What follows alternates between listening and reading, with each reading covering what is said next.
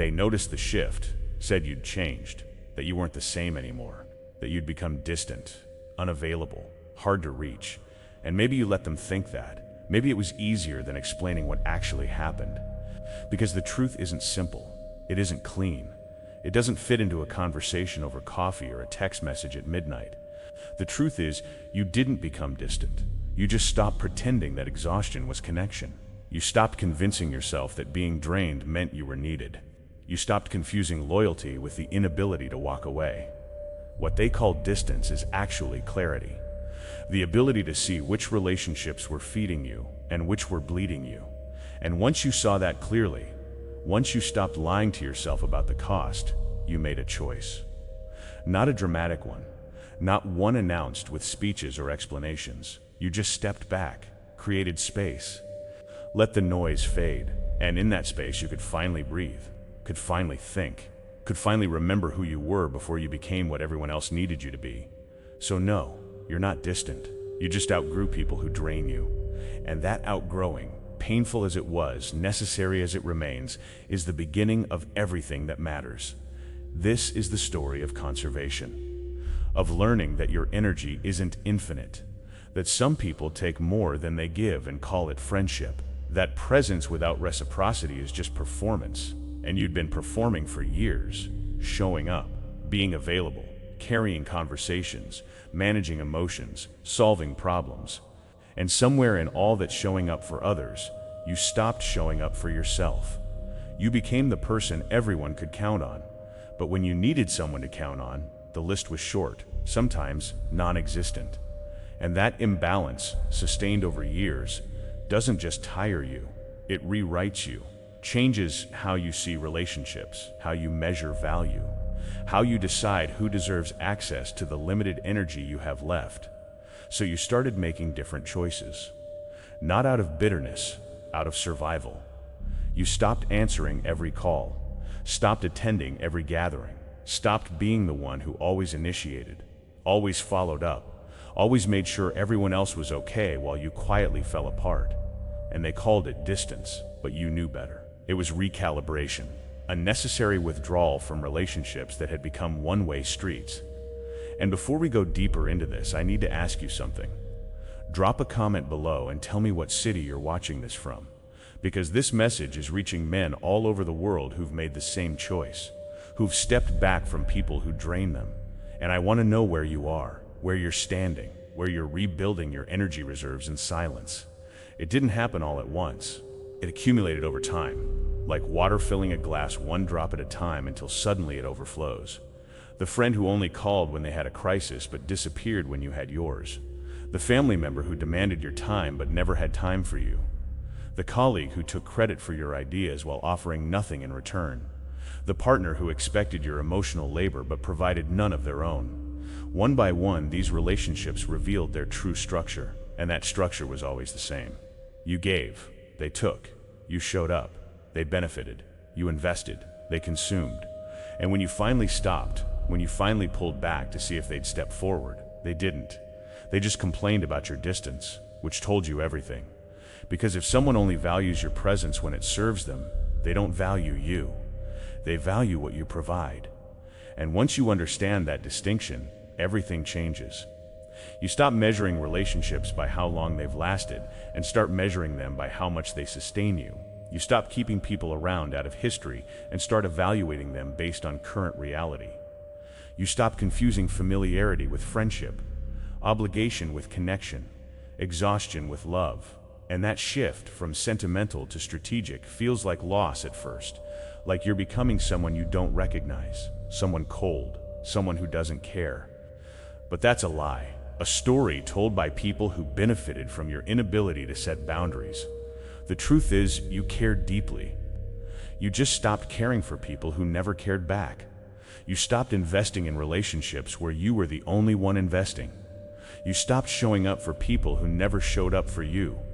And if that's distance, then distance is exactly what you needed. Because proximity to people who drain you isn't connection, it's slow destruction. The kind that doesn't announce itself. The kind that creeps in so gradually you don't notice until you're already empty. Until you wake up one day and realize you've given so much of yourself away that you can't remember who you were before you started giving. And that realization, brutal as it is also the beginning of something necessary. The beginning of taking yourself back, of reclaiming the energy you scattered, of rebuilding boundaries that should have existed all along. You started noticing the patterns you'd been ignoring. The way certain people only reached out when they needed something. The way conversations were always about their problems, never yours. The way your presence was required, but their reciprocity was optional. The way you were expected to understand their limitations, but they never tried to understand yours. And once you noticed those patterns, you couldn't unsee them, couldn't pretend they weren't there, couldn't keep making excuses for behavior that had already shown you exactly who these people were. So you stopped making excuses, stopped rationalizing. Stopped telling yourself that this time would be different, or that they'd change if you just gave them one more chance, because you'd already given them chances, multiple chances, and they'd used every single one to confirm that they had no intention of changing. They were comfortable with the dynamic. You gave, they took. And as long as you were willing to keep that equation running, they were happy to let it continue. But you weren't willing anymore, not because you stopped caring, but because you finally started caring about yourself as much as you cared about them. And that self-care, that decision to stop draining yourself for people who would never fill you back up, was the most important choice you'd made in years. It wasn't selfish, it was necessary. It wasn't cold, it was intelligent. It wasn't distance, it was discernment. The ability to recognize when something costs more than it's worth, when someone takes more than they give, when a relationship requires you to abandon yourself just to maintain it. And once you developed that discernment, once you started applying it consistently, your entire social landscape began to shift. The people who stayed were the ones who'd been reciprocating all along. The ones you'd barely noticed because they didn't require constant management, didn't create constant drama, didn't demand constant attention. They just showed up, quietly, consistently, without needing you to beg for it. And those people, invisible as they'd been among all the noise, became your foundation. The proof that not everyone drains, that some relationships actually give back. That connection doesn't have to cost everything you have. But to see those people clearly, you first had to remove the ones blocking your view. The ones so loud, so demanding, so constantly in crisis that they occupied all your attention, all your energy, all your capacity. And once you stepped back from them, once you created distance, the landscape changed entirely. You could see who was actually there, who'd been there all along, who didn't need dramatics to maintain connection. And that seeing, that clarity, was worth every uncomfortable conversation, every guilty feeling, every accusation of becoming distant. Because you weren't becoming distant, you were becoming available. Available for relationships that actually mattered. Available for people who actually reciprocated. Available for connections that didn't require you to destroy yourself to sustain them. The withdrawal wasn't dramatic. You didn't make announcements or declarations. You just stopped participating in your own depletion. Stopped saying yes when you meant no. Stopped showing up to places where your presence wasn't truly wanted, just expected. Stopped carrying conversations with people who never asked how you were doing. And the response was predictable. Some people got angry, accused you of changing, of becoming selfish, of abandoning them. But what they called abandonment was just the end of their unlimited access. What they called selfishness was just you finally prioritizing your own well-being. What they called change was just you stopping the performance of being endlessly available. Others got hurt, made you feel guilty for needing space, for not being there the way you used to be, for setting boundaries they'd never had to respect before. And that guilt, heavy as it felt, was revealing. Because if setting a boundary makes someone upset, the boundary was needed. If protecting your energy offends someone, they were benefiting from your exhaustion. If your absence creates anger instead of concern, they never valued your presence. They valued your utility. And once you saw that clearly, the guilt dissolved. Because you realized you weren't responsible for managing other people's reactions to your self-preservation. You weren't obligated to keep draining yourself so they could stay comfortable. You weren't required to set yourself on fire to keep others warm. And that realization, simple as it sounds, was revolutionary. Because you'd spent years doing exactly that, sacrificing your peace for their comfort, ignoring your needs to meet theirs, pretending you were fine when you were falling apart, all because you believe that's what good people do. That's what loyal people do. That's what strong people do. But you were learning that strength isn't the ability to endure endless depletion. Strength is the wisdom to recognize when something is costing more than it's worth. Loyalty isn't staying in relationships that harm you. Loyalty is honoring the people who've earned it through reciprocity. Goodness isn't sacrificing yourself for others. Goodness is maintaining yourself so you can actually be present for the people who matter. And those distinctions, clear as they became, restructured everything. You stopped attending gatherings out of obligation, stopped maintaining friendships that had become one-sided, stopped answering calls from people who only called when they needed something. And each time you made one of those choices, you expected backlash, expected confrontation, expected to feel like you were doing something wrong. But what you felt instead was relief. The relief of no longer pretending. The relief of no longer performing. The relief of finally admitting that some relationships had been over for years and you'd just been too afraid or too guilty to acknowledge it. And in that relief, you found something you'd forgotten existed. Energy. Real energy. The kind you have at the end of the day instead of the kind you have to manufacture just to get through it. Mental space that wasn't occupied by other people's drama. Emotional capacity that wasn't constantly spent managing someone else's crisis. And in that space, that capacity, that energy, you started to remember who you actually were. Not the person everyone needed you to be, but the person you were before you became everyone's solution, before you became the reliable one, the available one, the one who always showed up. You remembered that you had interests, preferences, desires that had nothing to do with anyone else's needs. And you started pursuing them, not loudly, not with announcements. You just started doing things that filled you instead of drained you.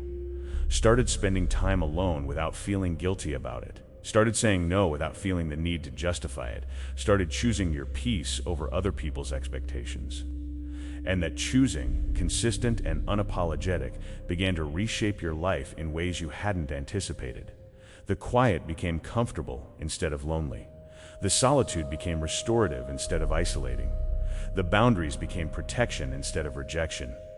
And in that shift, in that reframing, you discovered something crucial. You'd been confusing connection with availability, assuming that being accessible meant being valued, believing that if you just showed up enough, gave enough, sacrificed enough, people would eventually reciprocate.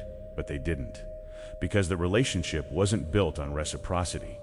It was built on your willingness to accept less than you deserved. And the moment you stopped accepting less, the relationship couldn't sustain itself, which proved it was never sustainable in the first place. It was only functioning because you were over-functioning, only surviving because you were sacrificing, only continuing because you refused to let it end. But you stopped refusing, started accepting, started letting relationships that had died years ago finally be buried, and the grief you expected didn't come. Or if it did, it was brief, because you weren't grieving the loss of something good. You were grieving the loss of the illusion, the fantasy that if you just tried harder, these people would become who you needed them to be. But they wouldn't. They'd already shown you who they were, and you'd finally started believing them. The rebuilding happened slowly, like watching a photograph develop, the image emerging gradually from the blur. You started recognizing the difference between solitude and loneliness. Solitude was choosing to be alone because it restored you. Loneliness was being surrounded by people and still feeling empty. And you'd been lonely for years, surrounded by people who drained you, attending gatherings that exhausted you, maintaining relationships that depleted you, all while telling yourself this was connection, this was community, this was what life was supposed to look like, but it wasn't. Connection doesn't leave you empty. Community doesn't require constant performance. Life isn't supposed to feel like an endurance test where you're always giving and never receiving. So you started building differently, not trying to fill your life with people, but trying to fill it with peace, with relationships that actually reciprocated, with people whose presence added to your life instead of subtracting from it.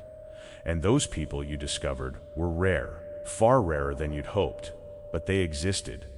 The friend who checked on you without needing something, the family member who respected your boundaries without taking offense, the colleague who collaborated instead of competed, the person who showed up not because they needed you, but because they valued you. And when you found those people, you invested differently, not scattering your energy across dozens of surface-level connections, but focusing it on the few relationships that were actually mutual, actually sustainable, actually worth the energy they required. And that focus, that deliberate concentration of your limited resources changed everything, because you finally had enough left over, enough energy for yourself, enough space for your own thoughts, enough capacity for your own growth. You weren't constantly depleted anymore, weren't constantly in recovery mode, weren't constantly trying to refill a cup that had holes in the bottom. You'd removed yourself from situations that drained you, and suddenly the cup stayed full. Not always, not perfectly, but enough that you could function without constantly operating on fumes. Enough that you could think clearly, plan deliberately, move intentionally. And that clarity, that ability to think without the constant noise of other people's needs, revealed something crucial. Most of what you'd been doing wasn't actually necessary. Most of the relationships you'd been maintaining didn't actually need to be maintained. Most of the obligations you'd been honoring were actually just habits you'd never question. And once you questioned them, once you evaluated each one against the simple metric of, does this add to my life or subtract from it, the answer was stark. Most subtracted, most drained, most took more than they gave, and you started letting them go, not with anger, not with resentment, just with the quiet recognition that you only have so much energy, and every relationship that drains you is taking energy away from relationships that could fill you. Every obligation that depletes you is stealing time from pursuits that could restore you.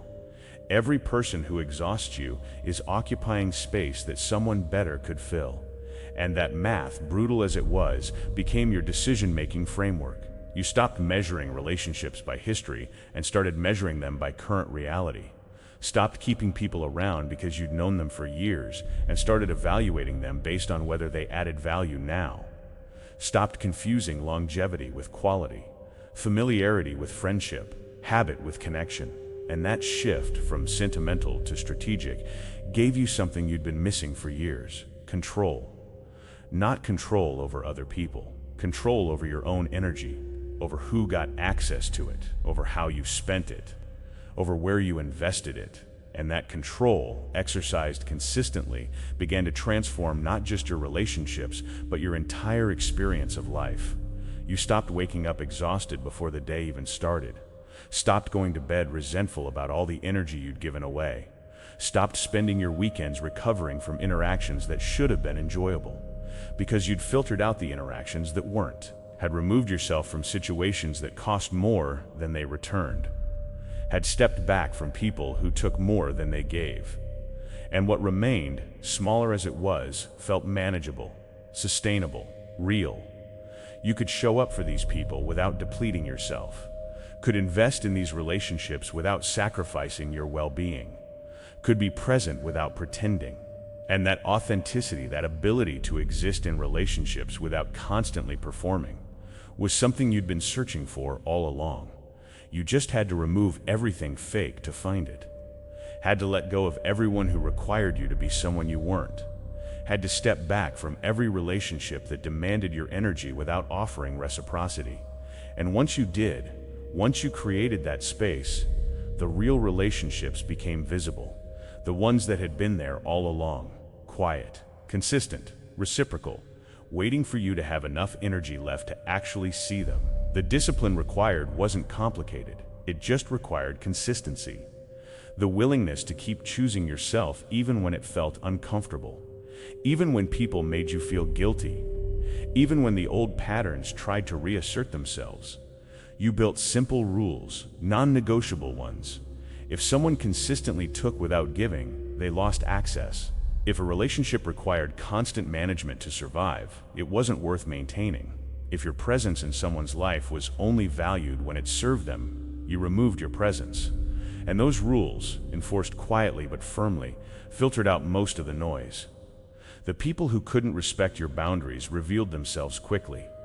The relationships that couldn't survive without your constant effort ended naturally. The connections that were only maintained by your willingness to overgive simply faded, and what remained was smaller.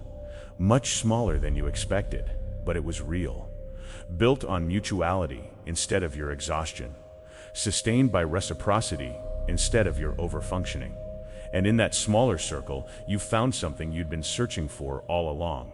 Actual connection. The kind where you didn't have to perform, where you could be tired without being abandoned, where you could have needs without being seen as needy, where you could be yourself without constantly monitoring how you were being received. And that authenticity, that ability to exist without performance, was the most freeing thing you'd experienced in years. You stopped monitoring your phone for messages from people who never messaged, stopped making plans with people who always canceled, stopped investing emotional energy in people who never invested back. And each time you stopped, you reclaimed a piece of yourself. A piece that had been scattered across dozens of relationships that weren't worth the energy they required. And as those pieces came back, as you slowly reassembled yourself from the fragments you'd given away, you started to recognize someone you hadn't seen in years, yourself. Not the version everyone else needed, but the actual you. The one with preferences and boundaries. The one who knew what drained them and what restored them. The one who understood that distance from people who exhaust you isn't coldness, it's wisdom. You started making choices based on that wisdom, declining invitations without guilt, ending conversations without explanation, walking away from situations without looking back. And the people who mattered understood. The people who didn't matter called you distant. But their opinion, you were learning, didn't matter anymore, because they'd already shown you who they were, already proven that their comfort was more important than your well-being, already demonstrated that they valued your presence only when it served them, and you were done serving people who would never serve you back. Done pretending exhaustion was connection. Done sacrificing yourself for relationships that would never reciprocate. You weren't distant, you were deliberate, selective, boundaried. And those qualities criticized by people who benefited from your lack of them were actually your greatest strengths, because they allowed you to conserve energy for things that mattered, to invest in relationships that actually reciprocated, to build a life that sustained you instead of consuming you. And that life, quiet as it was, unremarkable as it might seem to people looking from the outside, was exactly what you needed. You started noticing how much clearer your thinking became, how much more energy you had for pursuits that actually interested you, how much lighter you felt without the constant weight of other people's expectations.